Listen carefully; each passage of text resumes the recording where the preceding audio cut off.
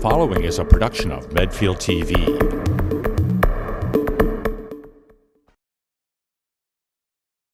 Okay, let's get started here. I'm David Temple. I'm the president of the society. Can everybody hear me okay? Oh, good. Okay. This looks like a pretty good crowd here for this presentation on how to research your family history. I had hoped we would have more, but I always hope we have more. A couple of things I want to say before I introduce Seema Kenny for this. One is that we have an opening on the board at the Historical Society, and if anyone is interested in history and would like to work for, involve a few hours a month and work with congenial colleagues, please see me after the meeting. Second thing I have is, I was going to say, next month we're going to have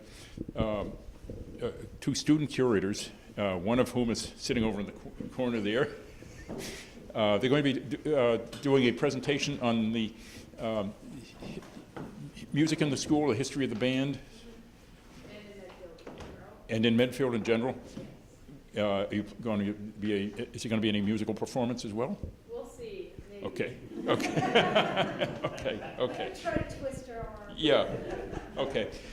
In April, we have Gloria Grice, who is the executive director of the Needham Historical Society. Who she actually has a doctorate in I don't know, library science or something. She worked at in the Harvard Museums for many years, and I think it's sort of this is a part-time job for her in Needham, but she is very knowledgeable in this. She's going to be talking on the subject. The title is Mr. Baker's Fantasy Land of the Beautiful and the Bizarre, and this is an unknown, something I'd never heard of before. There was a luxury hotel in Dover, believe it or not, 100 years ago, and he had a zoo and all kinds of other things. Yeah, yeah. Just try it now. Maybe it was in Needham. What? It was in Needham. It was in Needham before. He was instrumental in getting Wellesley and Needham to split off, I think. But it's right on Grove Street. Yeah. But she's very good, and I've not heard the presentation, but I've heard it went over very, very well in Dover. Another thing, I hate to bring this up. These meetings are, as you know, free and open to the public, but we have to pay rent for this building. We have a lot of other expenses. We just performed last rites for our furnace, which is a bitter pill. So I'm going to ask I'm going to pass the donation jar around and ask if you can put in whatever you can, $5 or $10 or something that will help us get through this. I'd appreciate it. You don't have to, but I'm asking for it anyway. I also wanted to welcome Seema here. Last fall, I asked the crowd here how many would be interested in going back to Medfield in England, where we used to go in the 90s for wonderful times, and nobody held up their hand. And I said, how many would be interested in hearing a lecture on genealogy? And almost all the hands went up. So it's better to come here and see you than to go to a trip to England. It's less expensive. That's right. But Seema has a lot of experience in this. She's taught at Dover Sherburne High School.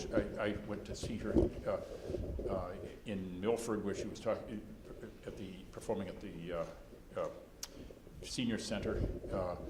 And you're doing one in Dover again, coming up. So I will turn it over to you. But how did you get into this thing?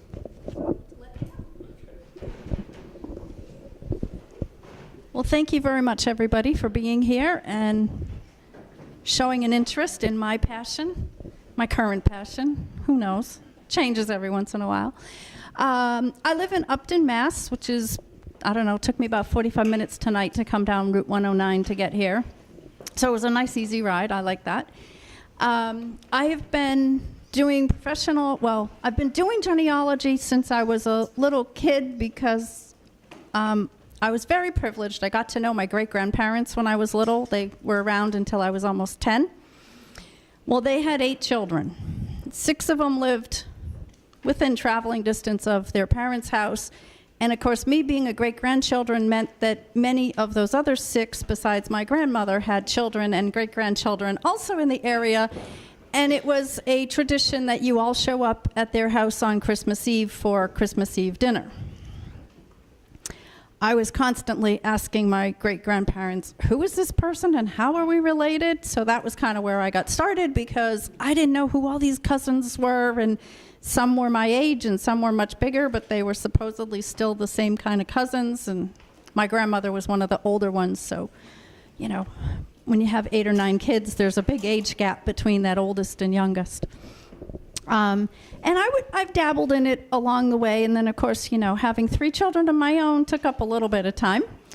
But when they were all gone off to college, and I lost 2 at the same time because I had single and then I had twins, and losing one out of the house was one thing. Losing the other 2 was kind of like, oh my God, culture shock. But that's when I started twiddling my thumbs and said, what do I do now? I don't have to drive a carpool. I don't have to loan out my car and sit here and worry, you know, none of those things. So I went back to genealogy. I took a class from Boston University, which I did online. I kind of wish I had gone and done it on the Saturdays in Boston, only because it turned out to be the last time they offered it in Boston, and that would have been kind of cool. But I did it online for about, I think it was 14 weeks. It might have even been 16 weeks. And from there, it mushroomed. I now belong to 7 organizations. I decided I don't really like doing a lot of research for other people, so my forte as a professional genealogist is either to write or to educate. So hence the name of my company, Ancestral Books, Legacy, and Education, because that's what I want to do. Create books, leave my own legacy, if not get a lot of other people to leave a legacy, and do education. So I guess it's 4 years old now. This is the book that I wrote on my father's mother. That's actually my grandmother when she was 3. And this has about 10 generations of her family and doesn't leave the United States, takes me back to 1630. So if I can find that one missing document, it'll get me to the Mayflower, you know, but we'll see. If I find it, then it gets expensive, so. So this is my goal. That I know that doesn't mean it's everybody's goal. Not everybody wants to write a book. However, I will tell you that writing a book is not as expensive and arduous as it used to be. All right, this is a self-published book. It's a little over 200 pages. I can have it delivered to my door with this fancy cover, glossy color cover and everything for about $8. Like way cheaper than I can go to the store and have them copy all my pages. And I typed it all in Word on my computer. It's really not the big mystery, you know, that it used to be, okay? And you don't have to buy 500 copies that sit in your basement till they get moldy. Sure. I'll start over here. So that's one. I think I'm on my 4th one now for my family, so we'll see. I'm deep into World War II right now, working on letters that my family sent back and forth to my uncle. And I just did over 100 letters that he sent home, so I've learned an awful lot about World War II in Italy, way more than I ever thought I would. So, genealogy is extremely popular these days. It is in part due to all the television shows, in part due to all the commercials that we can't get away from. You know, you thought I was German growing up, and now I'm Scottish, right? Sure you are. They're unavoidable. Let's face it. If you turn on the television, you're going to find a commercial. If you read the right magazines, you're going to find commercials. Heck, you go to the drugstore now, they're selling DNA test kits right at the drugstore. Don't buy them there because you never get the sale price. And if you haven't heard me say that, you know, that's a big thing. Got to save money. Do everything on the inexpensive. And that's one of the reasons that genealogy is an up-and-coming hobby, because all you need to get started is pen and paper. All right? There's no fancy equipment to buy. There's nothing required, no safety features, no classes that you have to take, no big fortune that you have to spend. I'm not saying you won't spend a fortune, okay? But it's not required. You can get started with pen and paper. And whether you're doing this because you want to trace your family's medical history, that's a big thing for a lot of people, right? You go to the doctor, they give you that blasted form. How many of these diseases are in your family? And they're like, goes for pages and pages. I feel like every day it gets bigger. It's a very legitimate reason, okay, you're going to be very focused. If you're looking for medical history, you're probably going to want to collect death certificates. You still need to know who the people were and make sure you've got all the right people, and then bring them to the doctor, because what they called the disease 100 years ago is not what they call it today. But that's okay. Bring it in and say, this is what all my grandparents and great-grandparents died from and whatever. It helps the doctor. Maybe that helps you. Some people like to put the big pictures up on their wall. I want names and dates and everything on my wall. And a family tree, I don't know how many of you can see this because of the poles and things, but a family tree doesn't have to look like a tree, all right? I am determined one of these days, if I ever can find my missing grandfather, as soon as I find him and his parents, the next thing I'm doing is I'm buying the one with the clothesline and all the underwear. I just can't think of a better conversation starter in the kitchen than a picture that's got the history of underwear and all the names of your family members on it. How does a little kid not come over and say, Grandma, what's that all about? I want a conversation starter, right? But I like some of the others too, and if your family's into fishing or whatever, then certainly some of those would be very appropriate. A lot of people get into this because they've had a new grandbaby and somebody asks that question, I got to fill in the baby book. Who are your parents and who are your grandparents? And, it's might be embarrassing not to know that information, so you might go look it up. Regardless of your reason for getting involved, congratulations, because you're here, you're learning something, and you're interested. So good for you. I'm an absolute firm believer in anything that you do to document your family history is pure gold for your descendants, because somebody 100 years from now is going to want to know about your life and your ancestors' life. And it'll be easier for them if you've already documented your ancestors' life. See, I have another class I do where I talk about creating a resume to be your descendant's favorite ancestor. I figure I'm already gold. Look, I already got a whole book. I did all this work. Look, you just have to read it. So you should all have an 8-page handout that was on your chair. Those are yours to keep, so if you want to use them for notes, whatever, feel free. In those 8 pages, you're going to find 2 different forms, and that's predominantly what we're going to talk about a little bit tonight is 2 different forms.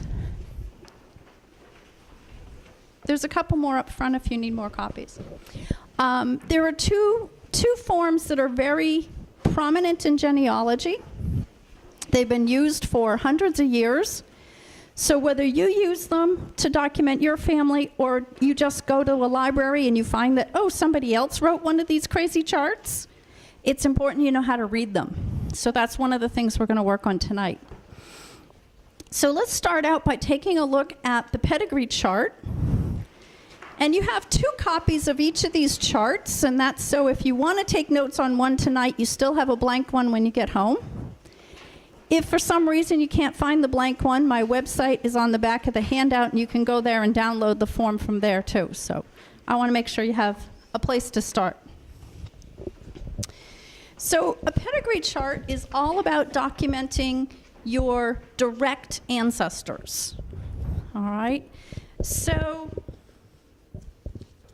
put my stickies in the wrong order. All right, so I'm going to start my example here, and on the place where there's a number 1 on the pedigree chart, I'm going to put in my own name. And this is just for ease of reference. This could be your child, it could be your grandbaby, your great-grandbaby, whoever you want to start with.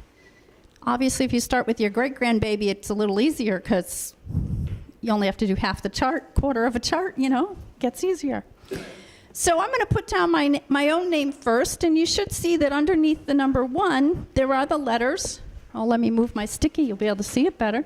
There are the letters B, M, and D. Birth, marriage, and death. Congratulations. None of us have died yet. That's one blank you don't have to fill in. All right, but you should be able to fill in the date and place of your birth, at least the one you celebrate. Unless you have your birth certificate, then you can put down, at least when what it was recorded as your birth date. And then the date and place of your marriage. Well, your biological ancestry does not change when you get married a second time.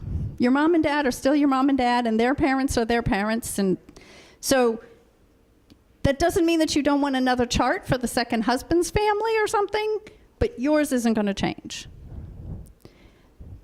Not necessarily true when we look at the other form, but for this one, it won't matter. So I'm going to start again with myself, and I'm going to fill in, my birth and marriage information. If I have the information, I hope I do. They're still alive, so I know I still have mine. I'm then going to go back 1 generation, and person number 2 and person number 3 are going to be my dad and my mom. Now, on a pedigree chart, the father always goes up above the person, and the mother always goes down below. So up here on number 2, I've got the same 3 letters there, B, M, and D.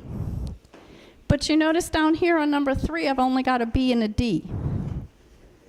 We assume that mom married dad the same day in the same place that dad married mom.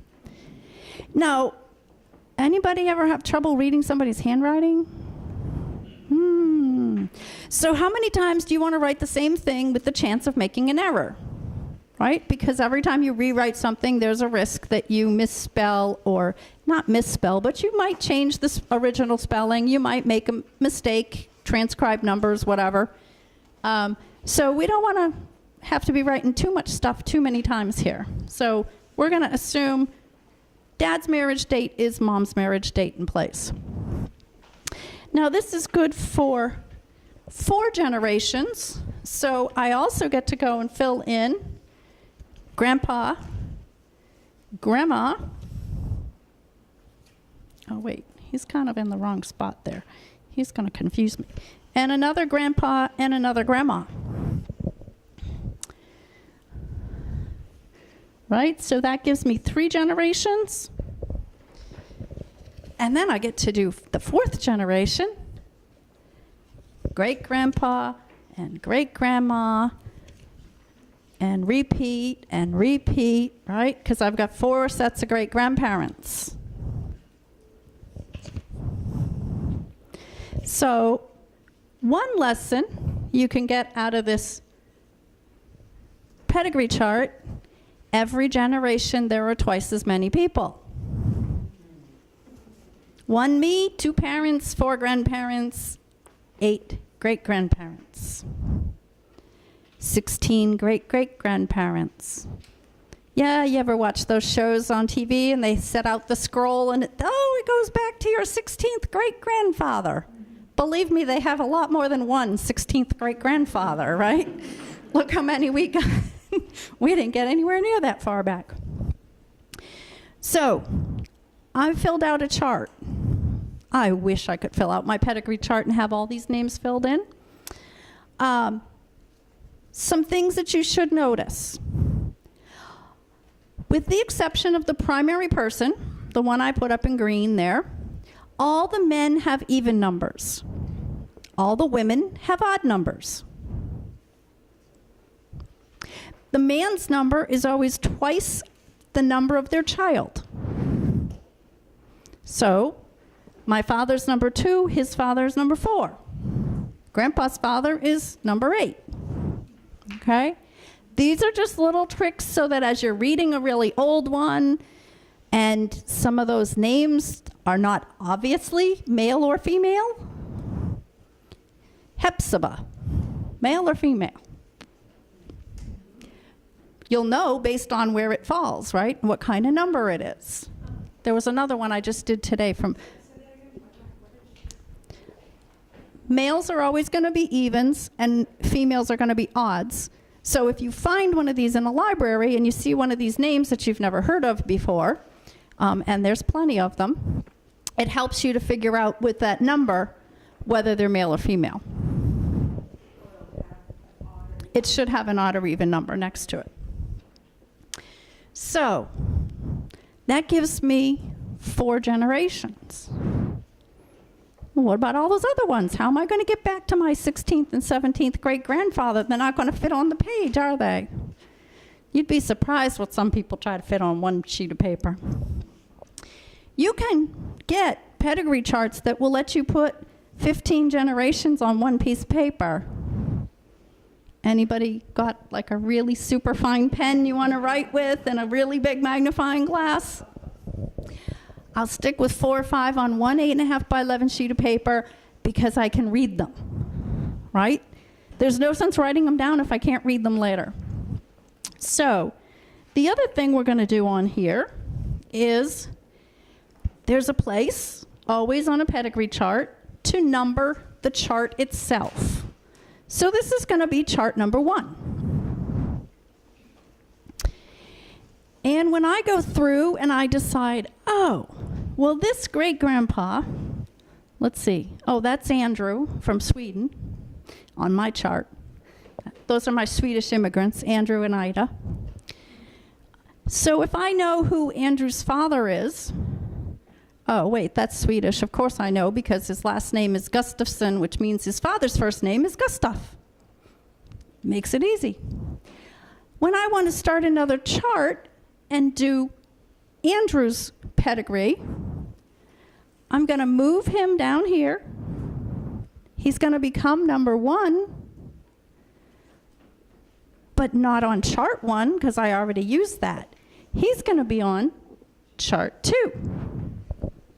Okay? And then I've got another little set of numbers at the bottom.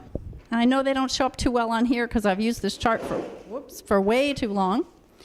But it says down here at the bottom, person number 1 on this chart is the same as person number 8, when it's really curved, on chart number 1. So if you filled these out and you fill in all the blanks on the piece of paper, it's a jigsaw puzzle that has its own instructions. All right? Somebody was telling me the other day they had a jigsaw puzzle and on the back all the pieces were numbered, so if you did it from the back, you just put all the... I said, well, that's kind of takes all the fun out of it, but, you know, same kind of thing here, okay? If I'm numbering all of these, I can go down and have chart number 2 for person who's number 8. I can have chart number 3, 4, 5, 6, 7, 8, 9.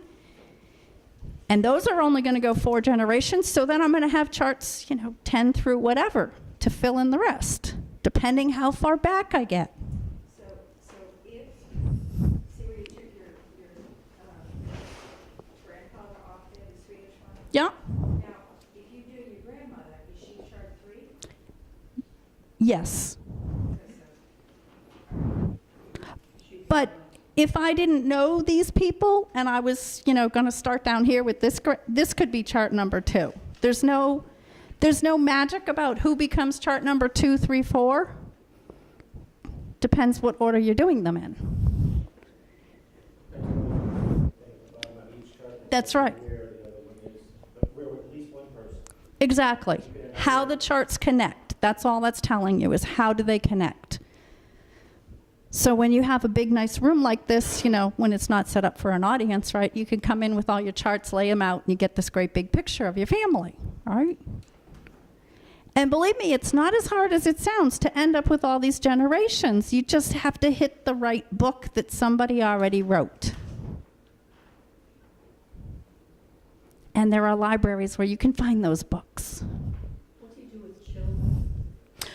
Oh, well, they're kind of on here. Here's mom and dad, and here's the child, and not those children, huh? Well, the grandfather's family had 13 children. Where did they all go? 13 children, yeah, well,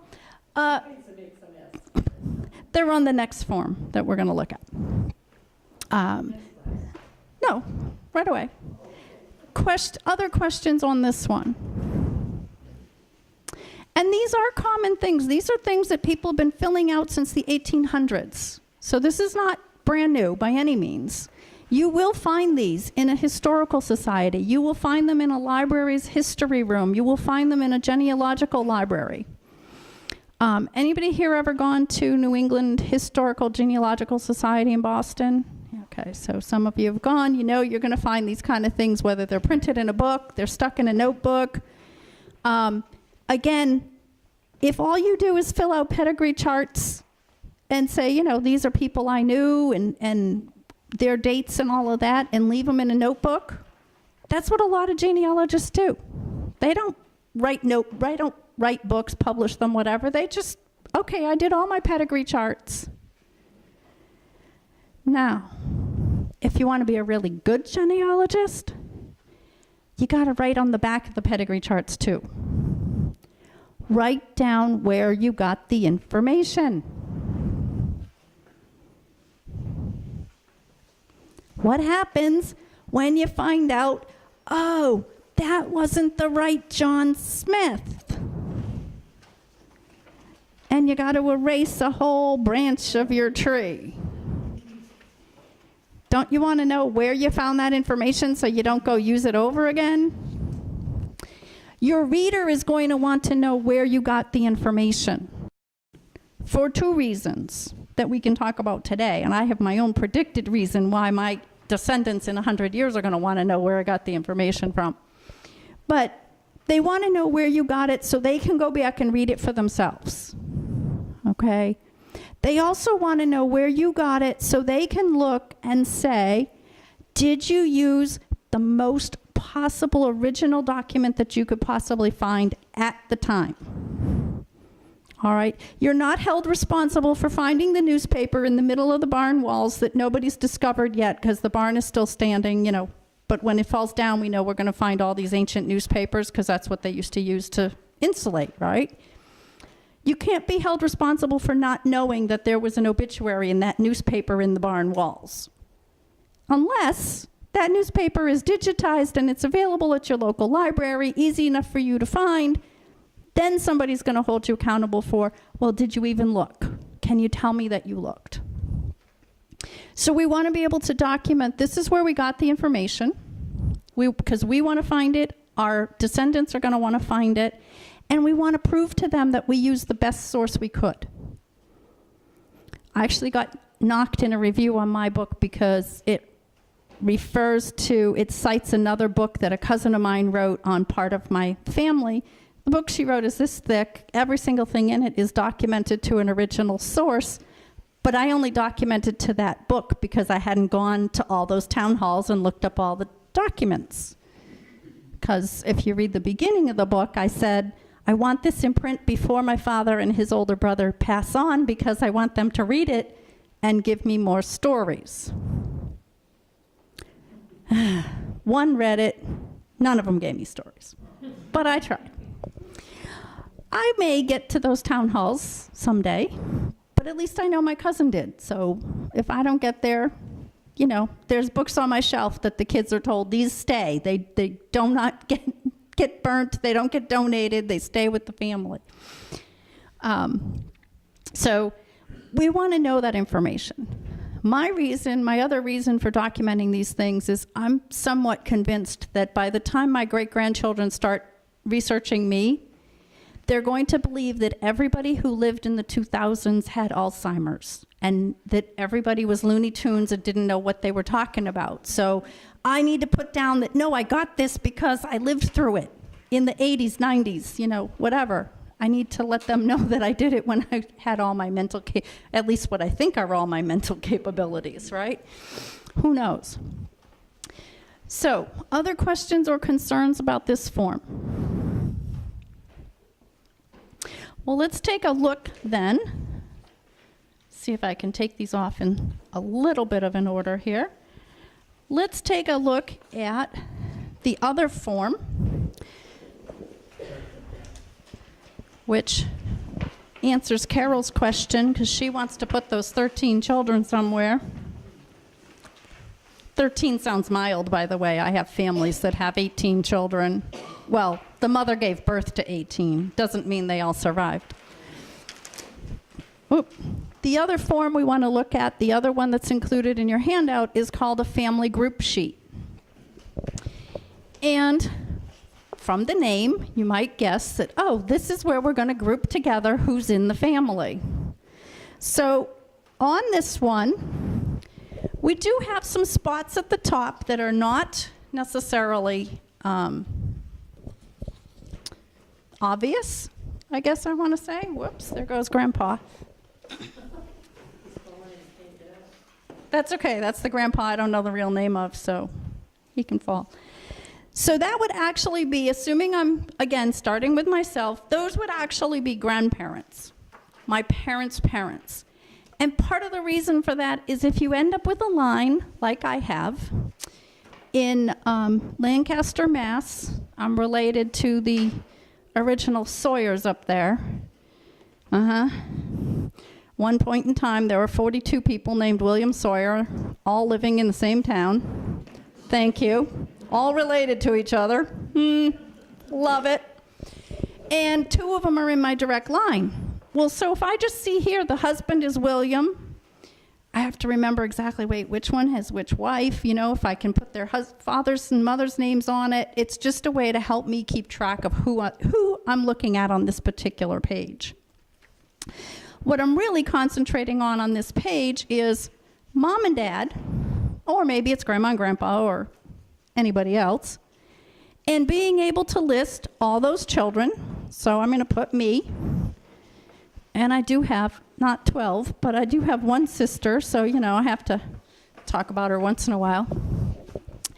So this is where I'm going to be able to put that information that groups together all the children that belong with a given set of biological parents.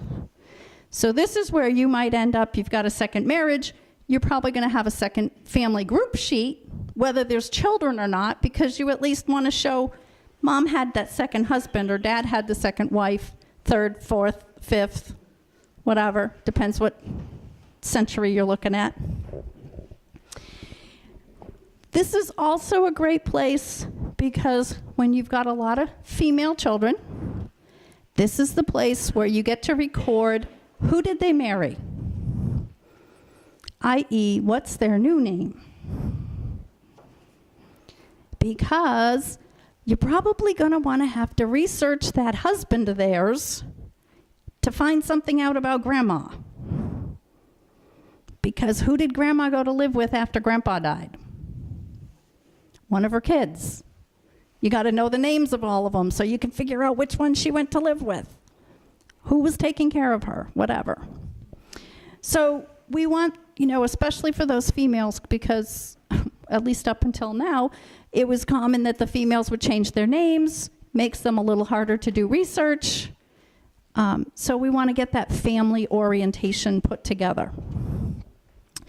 Now, this chart or this form is also a wonderful research tool if you are working with an obituary.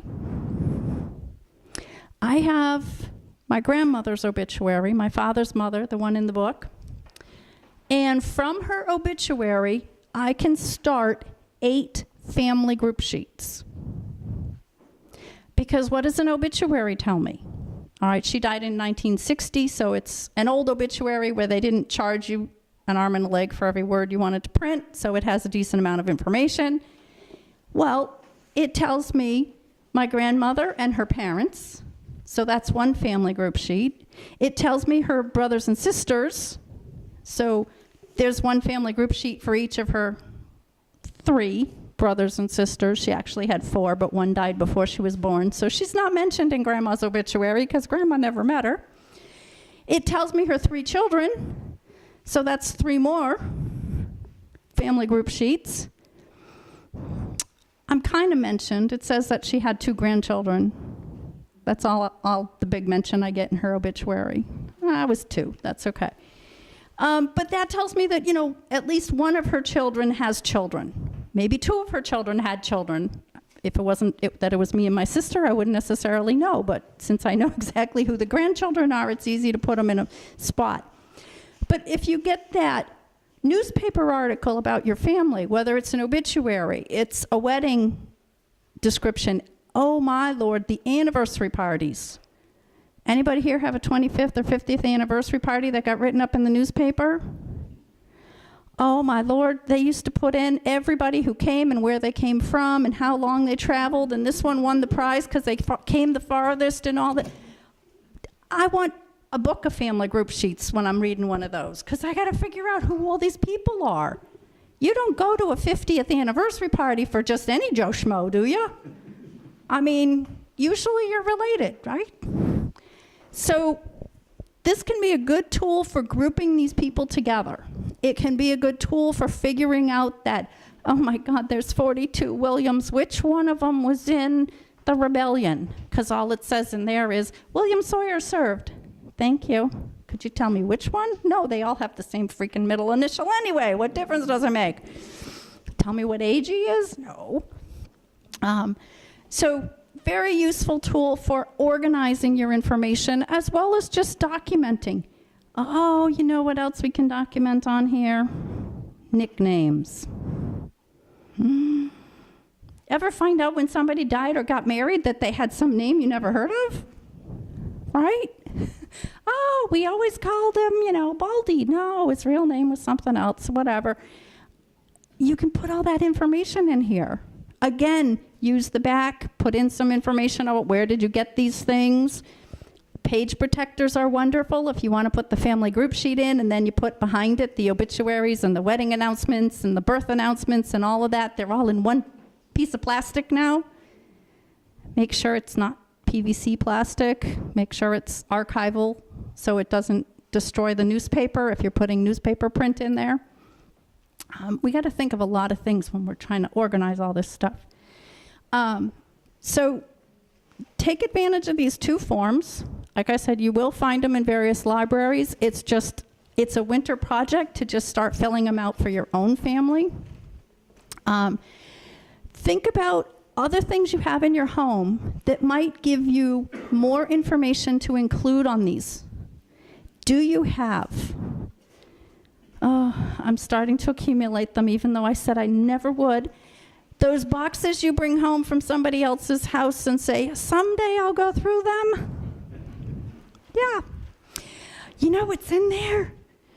Wedding announcements, funeral cards, obituaries.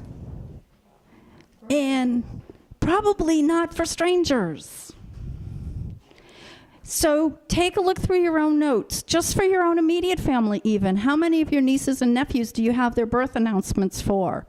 Oh, well, there's a reminder of what day they were born, where they were born maybe, because we don't always remember all these things. I got enough nieces and nephews now that I still can't remember what year they were born. I know what order they go in, but I don't always know what year they were born. But go through and gather those things up. If you're trying to do this as something for your own family, anything you still have from your own children, newspaper articles, swimming certificates, baseball, sports certificates, any of that kind of stuff. Oh, my kids hate me because I've got crates of this for each of them. I'm dying for them to take them out of my house. But all those things, put your ancestor or your relative in a particular place at a particular time. And that's all we're trying to do if we're generating a family history, is we're trying to document where were these people and when were they there? What were they doing? Don't get hung up that family history research does not just mean birth, marriage, and death. All right?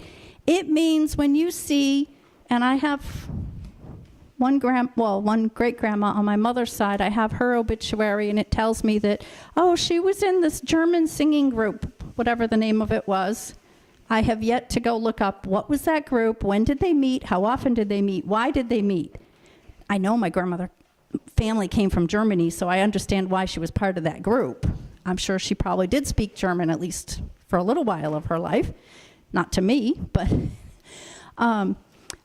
look at those things too. Go out and look at, what did it mean to be part of such and such a church? What did it mean to have this occupation? All right? Don't take for granted that it meant the same thing it does today. All right? because it probably didn't. Diseases change. The meanings of words change. We know that because we can come up with a half a dozen off the tops of our heads that have changed dramatically just in our lifetimes. So if you're on the computer, use that to look up these other little terms. If you're writing something up, put that description in. Put it in as a footnote. Put it in as a side story. I was writing about one of my sister's birthday parties. Someday I'll have to tell her this. When we finally stopped having joint birthday parties, my mother went crazy on my sister's birthday parties. And she had this one party where everybody was invited to come, and it was a hobo party. So the invitation actually said, do not wear your party clothes. Come dressed as a hobo. And I went on this whole tangent about why it was such a big deal for all these little girls to get an invitation that said, you don't have to wear your fancy party dress. Do you know any girls today that have fancy party dresses if they're over the age of 5? Right? If they can pick out their own clothes, I want my jeans and my leggings and my sweaters, and I remember there were party clothes, Sunday clothes, school clothes, play clothes, and they were lined up in your closet, and never they should mix and match, And then I realized, well, wait, my kids don't know what a hobo is. They didn't watch Red Skelton with me when I was little. So I had to explain what that was. So that's great because it's documenting a part of our culture that probably didn't get documented in the major newspapers, right? They're not necessarily out there covering every hobo that was out on the railroad or whatever. So don't be afraid of having to document some of those tangents or having to go research some of those tangents, because that's what's going to add a lot of flavor to your story. Even if your story is just about one ancestor. But remember that you're never going to research just that one ancestor. You may think Grandpa was the greatest guy on earth. Oh, he always had candy in his pocket. He always had a nickel for me. Whatever it was that made him the holly jolly Santa Claus of everyday life. But he lived a long time before you met him. And in order to research somebody's life, you also have to research what has become known in genealogy as the fan club. Their friends, their associates, and their neighbors. Don't forget to look at them. That friend who was the best friend of your grandmother might have left a diary that talks about things that she and your grandmother did when they were little kids. Wouldn't you love to read it? Even though Grandma didn't write it. Wouldn't it be neat to know, oh yeah, they went to the movies and they ate, popcorn or whatever it was they did. They giggled over the boys in the front row. Who knows? I'm sure they did the same kind of things we all did as kids. But, a first-hand account is wonderful. Always be kind of thinking about, well, where can I get more information?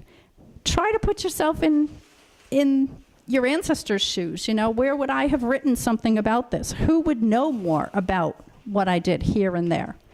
And don't neglect or don't discount any particular source. Anybody familiar with the books? They usually sell them in the Hallmark stores where they have like the history of a town. There may be one for Medfield. I've not looked for one. I was in the store in Bellingham one day. I picked up the one for Bellingham. My friend that was with me, his grandmother's report card was in it. Of all things, and both sides, so it had the parent's signature in it as well. It's like, okay, well, I'm buying this book, whether you want it or not, I'm buying it, because I know somebody now who descends from this person whose report card's in here, and this is really cool. I forget the name of the publisher that puts those out, but if there's not one for Medfield, we should put one together. It's a good project. My cousin did one for my grandmother's town up in Maine, and she's like, oh yeah, I snuck a few family pictures in there. There's 14 pictures of people I'm related to in this book. Like, a few? Yeah, I'll pay for the book. Give me more copies. So look everywhere. Take advantage. We live in a state that is rich in history. You can go just about anywhere and get information and copies of papers that go all the way back to Plymouth Colony. So, that's just amazing. Take advantage of what's available. There are, I told you I belong to like 7 different groups. I think 3 of them are in Massachusetts, maybe 4. There are probably close to 24 genealogy societies just in Massachusetts that have meetings. There are groups that offer conferences. The big online companies, okay, I'll say their name one more time, but you know, Ancestry, they have an education section on their website. You don't have to be a member to use their education section. You want to figure out how to do something? Go there and look it up. Watch a little webinar on the computer. I know I have it written down on one of these other pages, so I gotta just find which page. There we go. If you're not up for using Ancestry.com, or even if you are using it, check out FamilySearch.org. They are almost, if not as big or bigger than Ancestry. And my favorite 4-letter F word, they are free, as opposed to the $300 and whatever I pay Ancestry every year.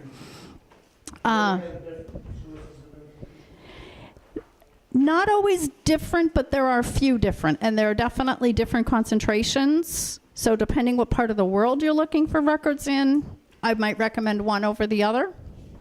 But I always recommend check here because it doesn't cost you anything to look.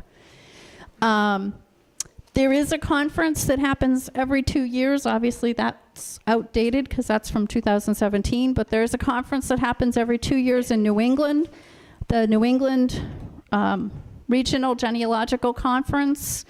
So the next one is April of 2019 in Manchester, New Hampshire. The one we had in Springfield last year, we had just over 1,000 people. We had 80 vendors in the vendor hall, and we were there for 4 days.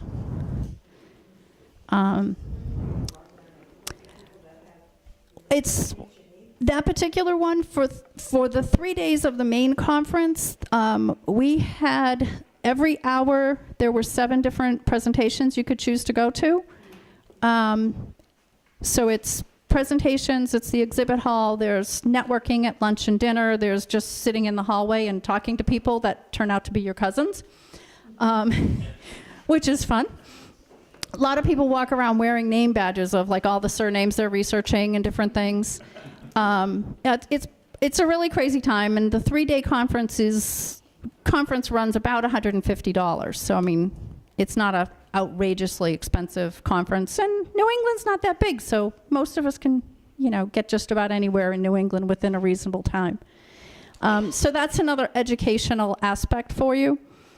If you're looking for help, there's always help available in genealogy. Whether that's because you're stuck or it's just because, oh crap, I need a document from California and I'm not getting on a plane to go get it. Because who wants to go out to get one piece of paper?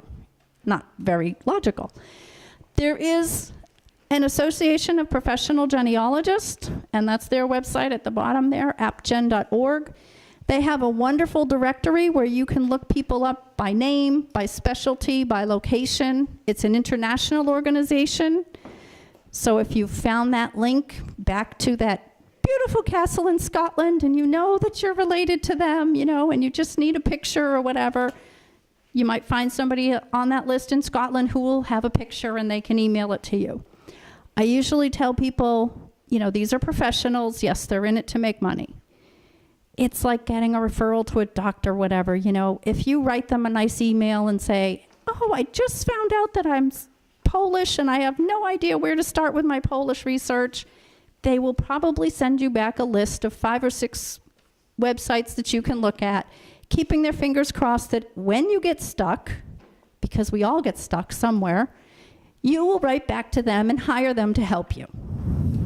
All right?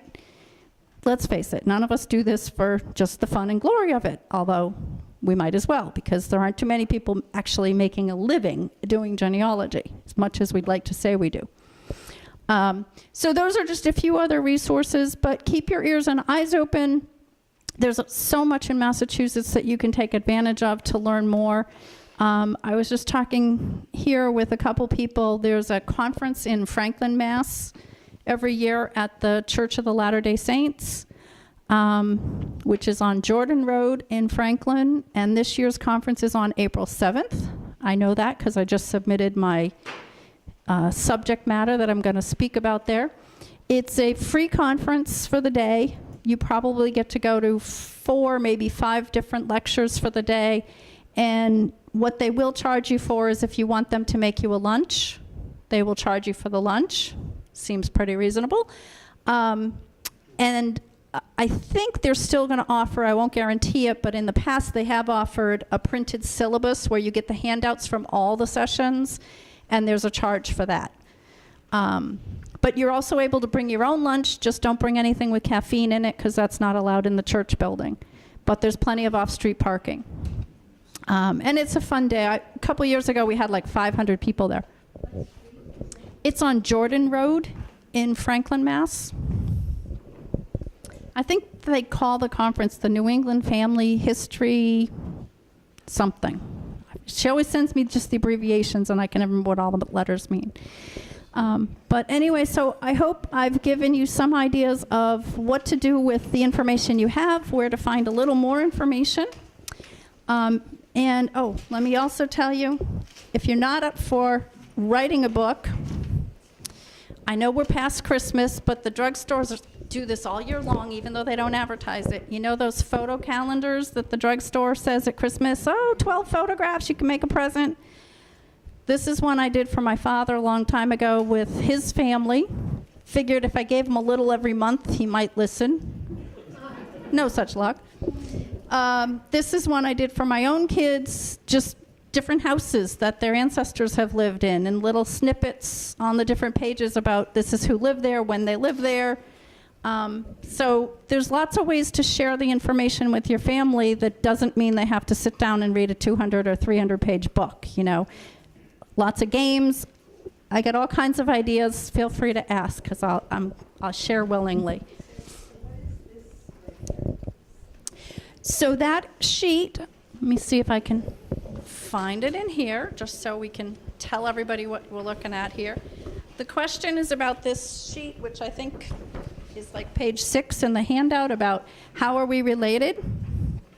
And you know, even when you're watching the TV shows, they'll say, we want to introduce you to your second cousin 3 times removed. And you're like, what does that mean? Okay. This is the chart that's supposed to help you figure that out. Clear as day, isn't it? This chart asks for you to go across the top with, you know, how are you related to the common ancestor, and then go down the left-hand side with how somebody else is related to that ancestor. The intersection of the two is going to tell you what kind of cousins you are. All right? If you have the same grandparents, then you're first cousins. If you have the same great-grandparents, you're second cousins. But if your great-grandparent is somebody else's great-great-grandparent, now you're second cousins once removed, you know, because you're in different generations. So what do you call, if you have a great-grandfather and it goes back 11 generations, how do you say that? Like, is it great-grandfather? All right, I'm going to just pretend that it's supposed to be 11 greats and not 11 generations. I can't do that math in my head. It's too late at night. If it was 11, like, instead of great-great, you don't want to say that 11 times. You would just say 11 times great-grandfather. Do you count? And that means it's 13 generations back from you. Count your mother and your grandfather, or do you start at the greats? Oh, no, you count your mother as a generation, you know, behind you. And your grandparents are 2 generations. That's why I said I didn't want to do the math. So your first great-grandfather is 3 generations back. So just like when we had the pedigree chart going across, you know, my great-grandparents are 3 generations back from me. So my 11 times great-grandparents are 13 generations back from me. That's pretty far. Unless they all had kids in their teens or something. I'm interested in how you use DNA and the DNA models that are on Ancestry.com and also on 23andMe.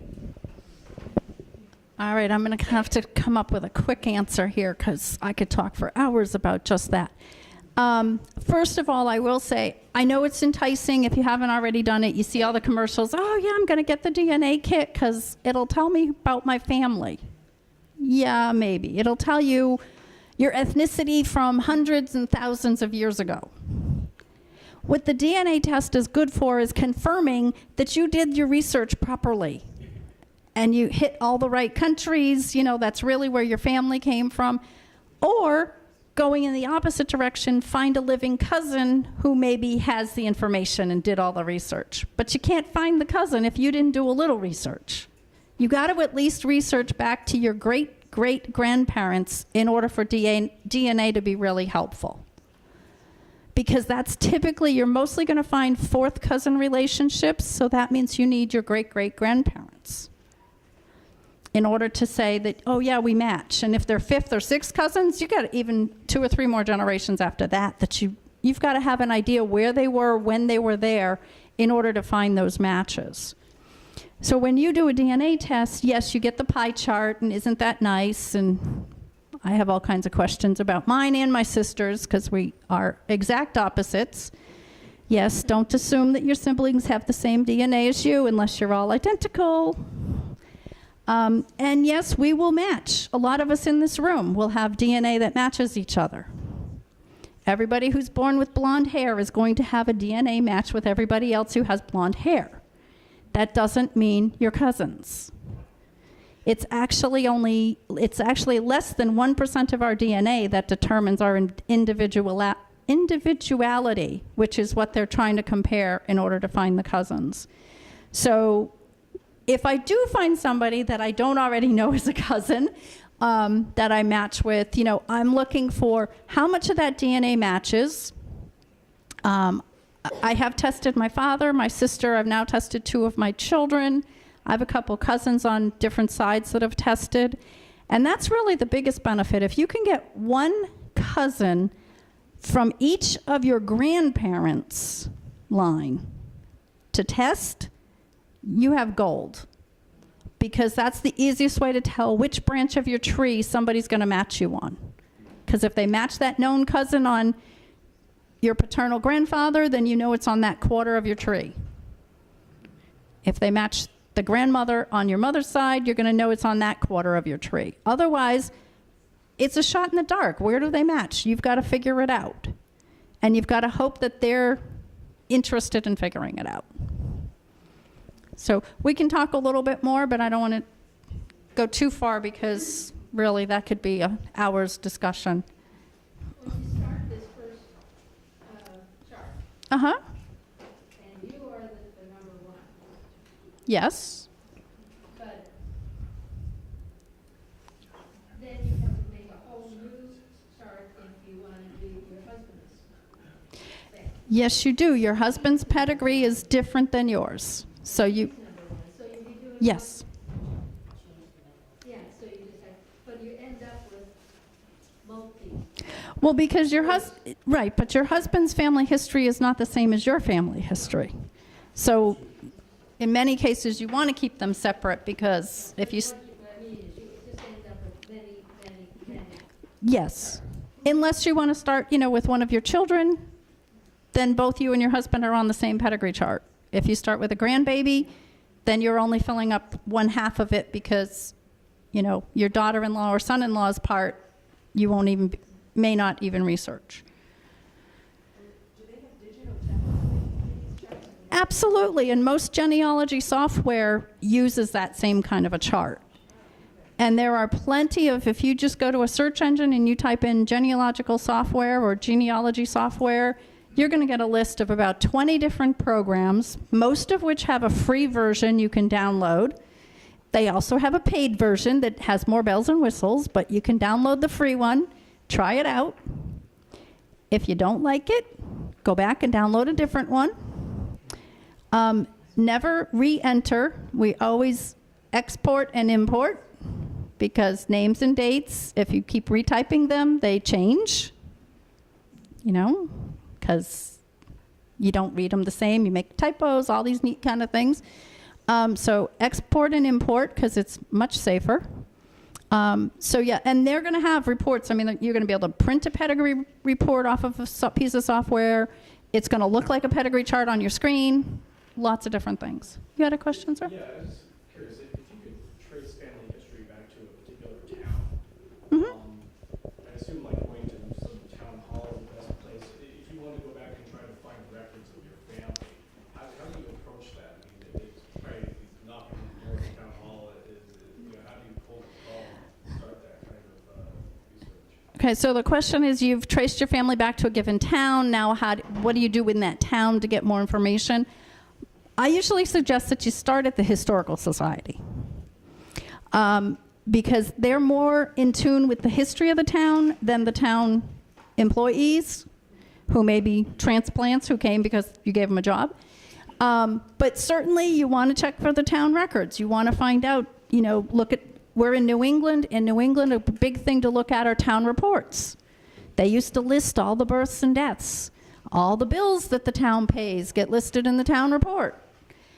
So you want to look through all of those. If your ancestor was a cooper or a blacksmith, they probably did work for the town, and they got paid for shoeing a horse or, building a barrel or whatever. Yes, you want to see if they have tax records. Land records in Massachusetts are free. They're online. They go back to the 1700s. It's a wonderful resource to look up things that way. But in the town hall, yeah, if you can get the town clerk's time, don't go when it's elections and all those neat kind of things. But if you can get her time to have her look up births and deaths, marriages, that's great. A historical society, however, if you know that your ancestor ran a business, a lot of times the business records end up at the historical society, and you can find out how many chickens it costs to get this, or how many pigs, equated for this, whatever, because that's how they kept their records. Who didn't pay because they had to wait for the crops to come in the fall, so they weren't paying until January or December, whatever, all those neat kind of things. So I think really historical societies probably have the more interesting records. And the other ones actually tend to get digitized, so you can find them online too. Just a question about, is it practical to start with the name of an ancestor 30 generations later and work backwards to find what the common thread is in your genealogy? So you want to start with an ancestor who's... And work backward and kind of match up with the common ancestry line? So you want to start with the ancestor and come forward in time? Yeah. I want to start Okay. with somebody in the American Revolution and work backwards. Okay.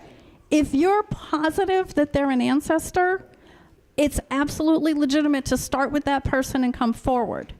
Now, the issue there is, we weren't kidding about the 13 and 18 children. So, okay, great. I know that Barnabas Sawyer is my ancestor and he's a Revolutionary War patriot. I have his... If I start with him, I'm lucky. He only had 8 kids. But then I got to take all 8 kids and I got to find all their 8 kids and spouses and then all theirs. And now I'm researching this huge number of people to find the one that connects. But if you run into a brick wall, because that's what we usually call them in genealogy, we're going back and back and back and we can't find what we want, but you are pretty sure there's that link, it's very legitimate to say, well, wait a minute, if I jump back 2 or 3 generations, I'm pretty sure this guy's supposed to link to that one. I just wouldn't want to do it for more than 2 or 3. On the chance that every one of them has 13 kids and you'll just be there forever and a day. I have the same situation, only I found the right way to do it the fastest is to use the census. I know before I go all the way back to the census from 1860. And I know all of the family relationships.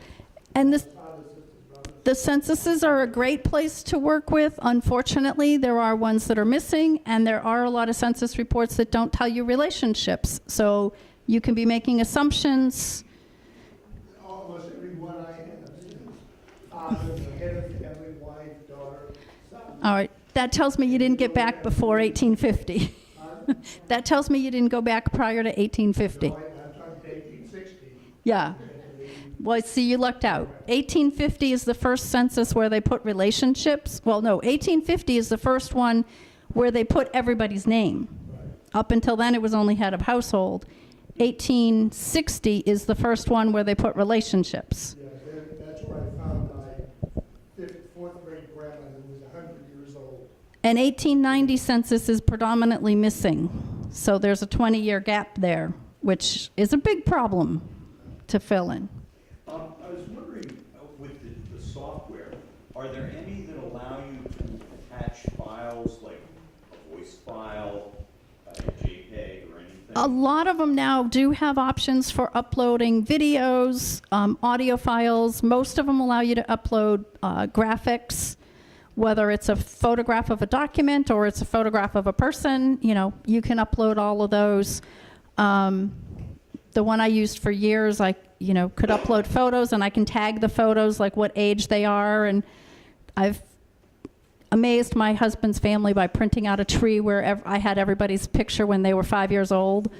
And when you tell a little kid, hey, especially a little girl, you look just like Daddy did. No, I don't have a beard. I'm not, like little kids don't get it. But when you put their kindergarten pictures next to each other and they look exactly alike, the eyes went, oh, now I get it. Like, not how Daddy looks now, but how he looked way back when, like eons ago, right? So yeah, most of them do have those options today, and those are great things. Unfortunately, our ancestors couldn't leave us audio and video files. So if you're up for it, I tried this year because unfortunately I had health issues with my parents this year. My mother lost her voice for about 3 months.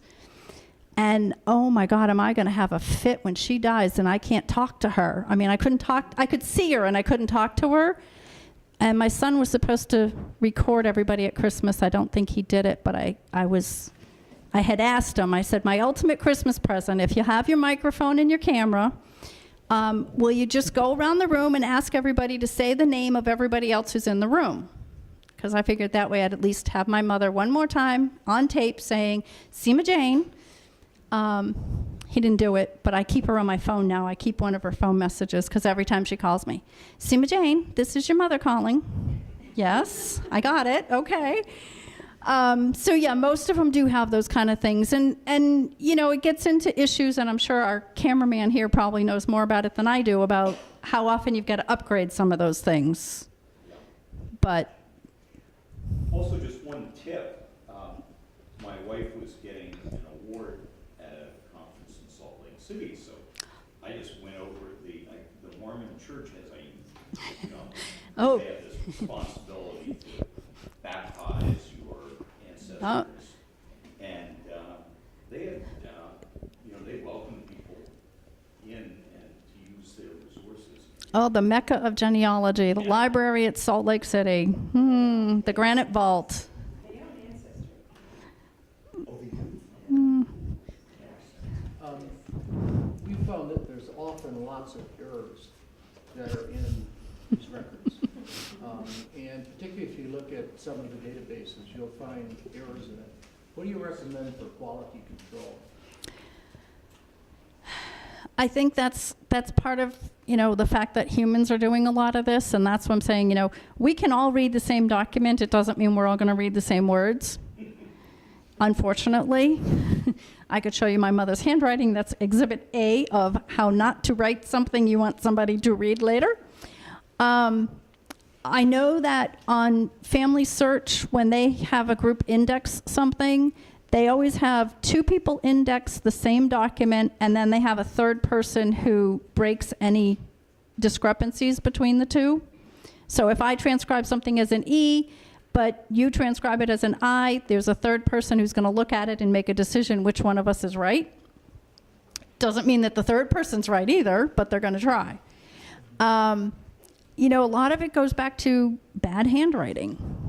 And fancy handwriting. That's an even bigger issue. I don't know that there is any real good answer about quality. I mean, we have to kind of accept that, yes, sometimes people's names are going to look spelled wrong, If you go into a genealogical library like NEHGS in Boston and a few of the others, you will hear people muttering to themselves. It's not because they're idiotic, dumb, deaf, insane, or any of those other things on the census. It's because they're trying to figure out what the word says. I've done it myself. I've gone to the Worcester Courthouse, pulled documents from my ancestors that are 300 years old. They're the original document. I sit there and read it, and I have to read it out loud because I don't know what the words are.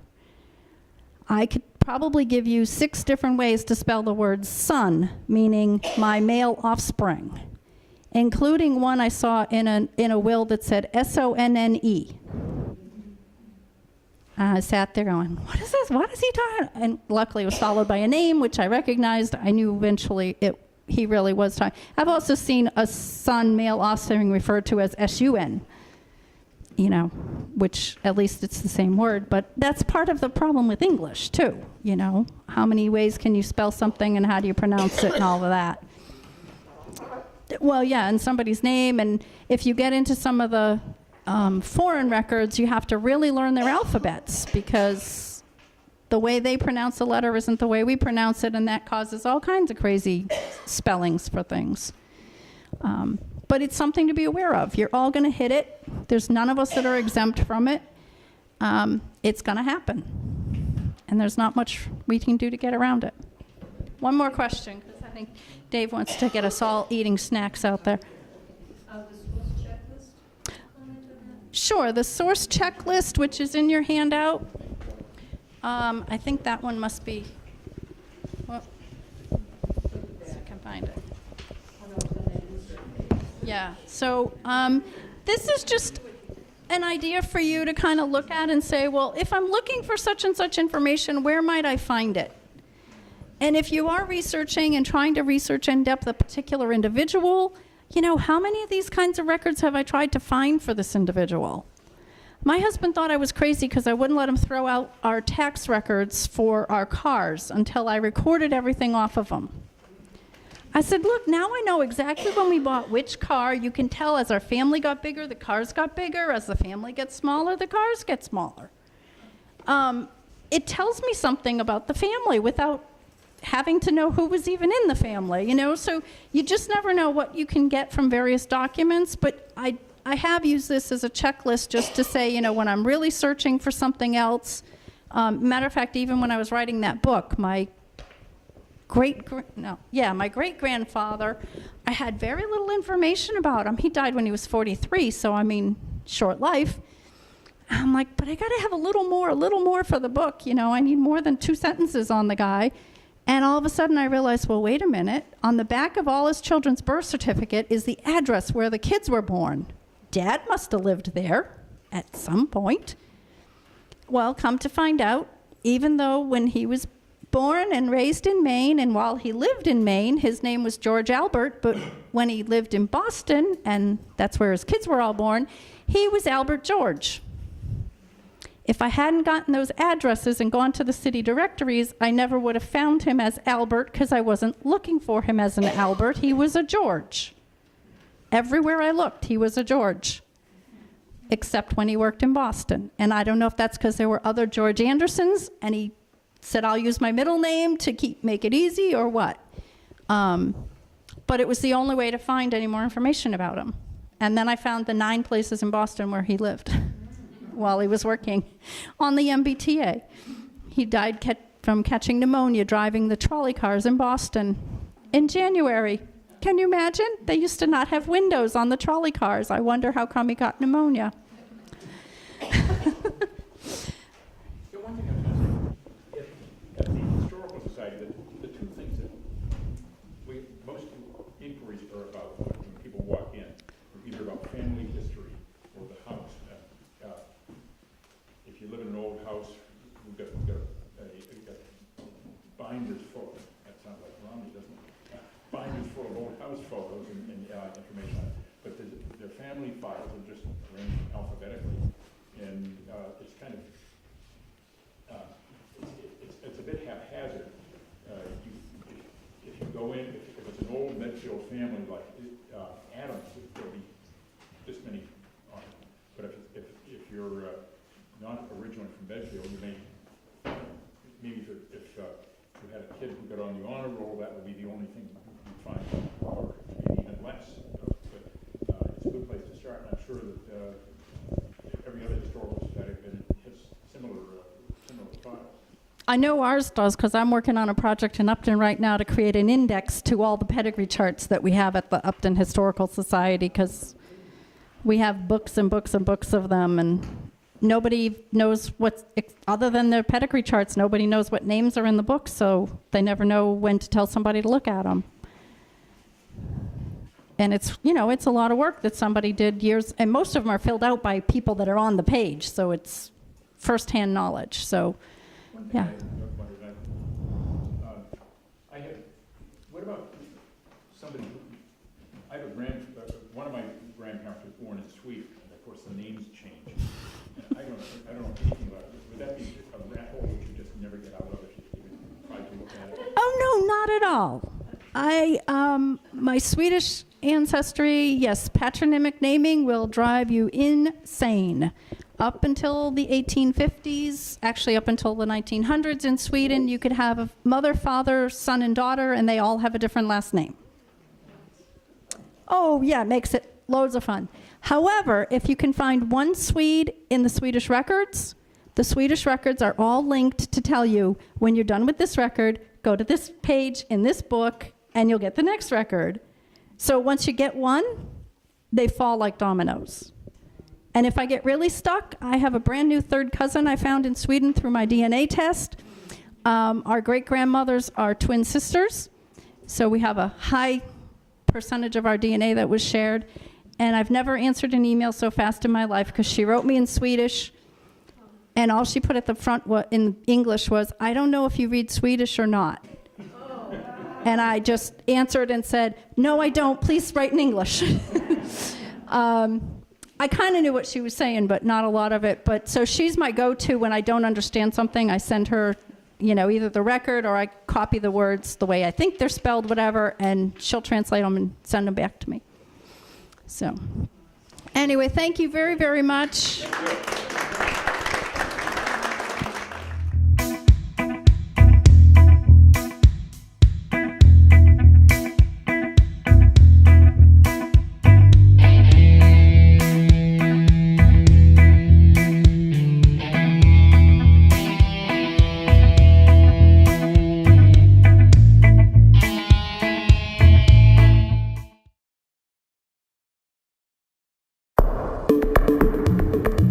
The preceding was a production of Medfield TV.